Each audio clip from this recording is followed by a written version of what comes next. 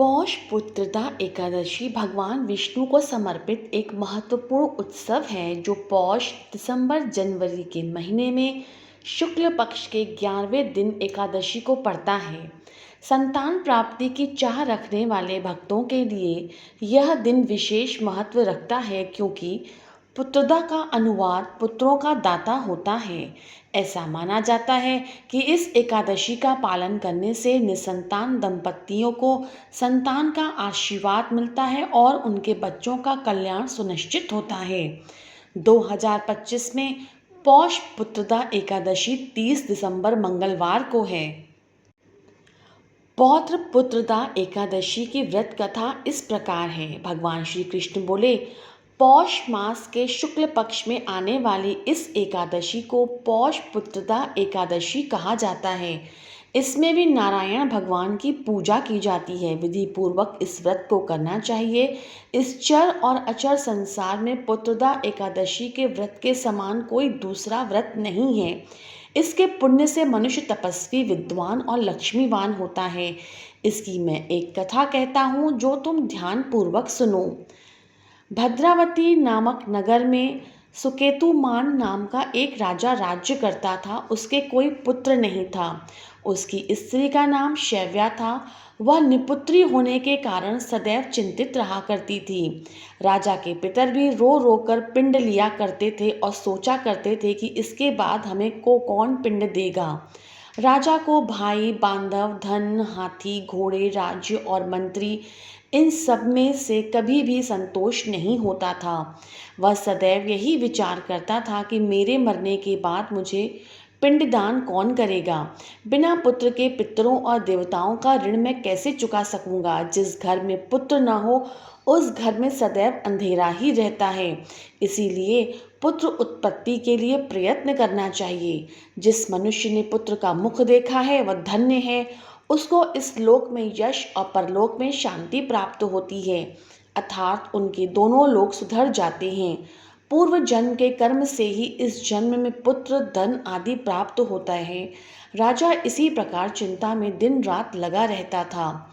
एक समय तो राजा ने अपने शरीर को त्याग देने का निश्चय किया, परंतु आत्मघात को महान पाप समझकर उसने ऐसा नहीं किया।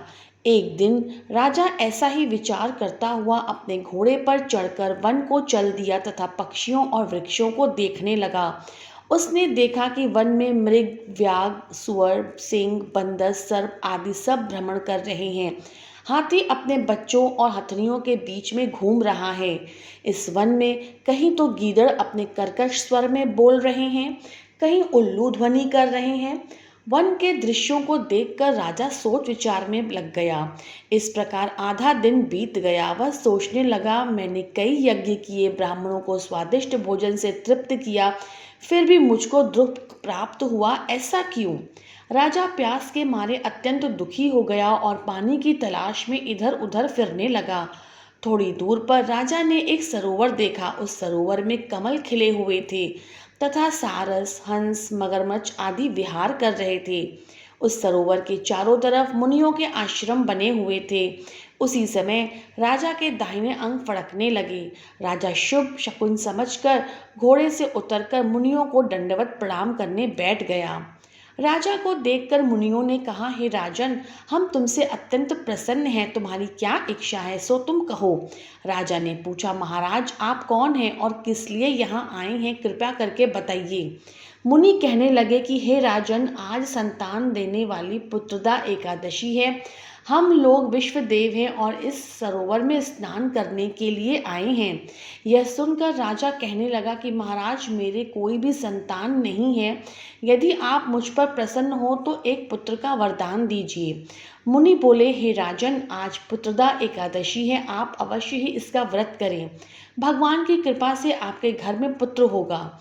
मुनि के वचनों को सुनकर राजा ने उसी दिन एकादशी का व्रत किया और द्वादशी को उसका पारण किया। इसके पश्चात मुनियों को प्रणाम करके महल में वापस आ गया। कुछ समय बीतने के बाद रानी ने गर्भ धारण किया और 9 महीने के पश्चात उनके एक पुत्र हुआ। वह राजकुमार अत्यंत शूरवीर, यशस्वी और प्रज्ञापालक हुआ। श्री कृष्ण बोले, राजन, पुत्र की प्राप्ति के लिए पुत्रदा एकादशी का व्रत करना चाहिए। जो मनुष्य मेरे इस महात्म्य को पढ़ता या सुनता है, अंत में उसे स्वर्ग की प्राप्ति होती है।